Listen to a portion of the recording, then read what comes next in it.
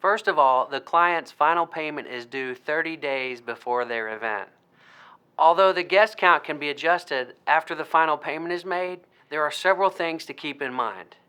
First, if the guest count goes up after the 30-day mark, we will accept an additional payment to cover it. However, we do not accept checks or e-checks within 2 weeks of the event.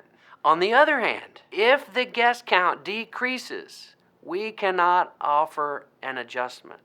That's why we suggest advising the client to give us a conservative low number for their guest count. If they estimate too high, they won't be able to get their money refunded later if they have to then lower their guest count, because you can't lower your guest count within 30 days.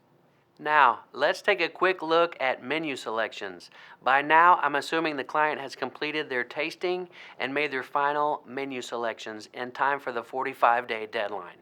If, for some reason, that hasn't happened, the client still needs to make their 30-day payment. We're also reaching the deadline for making specialty bar requests. We need this information at least 30 days before the event, or we may not be able to fulfill it.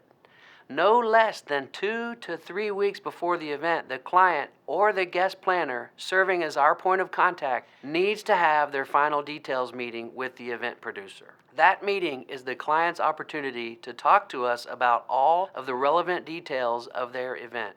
It also helps to ensure there's clear communication between the client and the event producer.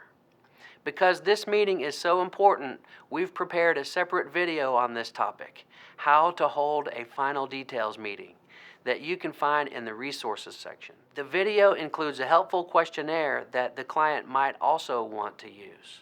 If your client's event is a fundraiser for a nonprofit organization and you plan to auction wines there, you're running out of time to submit your permit application to the Texas Alcoholic Beverage Commission. No wine can be auctioned on our property without this permit.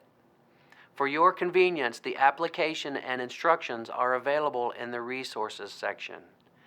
This is also when you should confirm the schedule for the client's rehearsal, if applicable. The rehearsal time and date cannot be guaranteed until 2 weeks prior to the event based on availability. The client, or you, our point of contact, should schedule the rehearsal directly with the Bell Tower on 34th event producer and get confirmation. The bridal salon and other dressing rooms are also not available during rehearsals. I know I've talked about this before, but again, please make sure we have the client's complete vendor list. Is it possible that any vendors have slipped through the cracks? Please compare notes with the client to double check. Please let the event producers know as soon as possible if there are any vendors who haven't been added to the customer hub, or if there are any special deliveries we should be aware of. That way we can let our operations and transportations team know to expect them. The reason we've been emphasizing this point is that, in our experience, every vendor has needs on event days. Sometimes it's meals or cables or assistance from a staff member.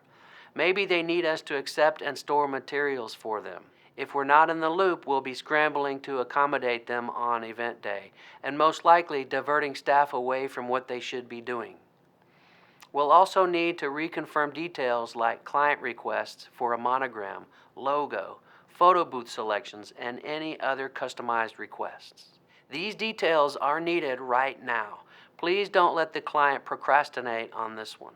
In addition, if the event requires any tenting, it should be ordered by now. I'd like to remind you that the Bell Tower on 34th requires a single point of contact for conveying event decisions. We know that it's not uncommon for planners to step in 30 days out, or even closer to an event, and handle the remainder of the planning process. For that matter, we strongly suggest that if you haven't done it yet, that you watch all of the videos in the series.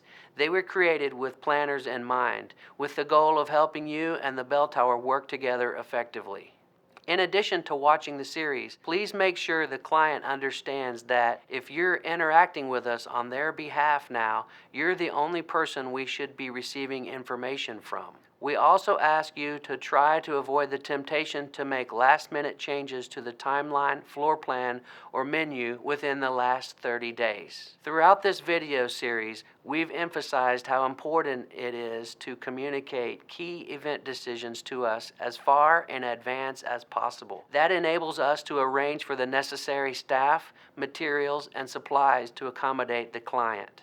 Those requests are vital to our ability to deliver excellent events that no one will ever forget. Please don't undermine our efforts. In the end, it's the client and their guests who would be disappointed.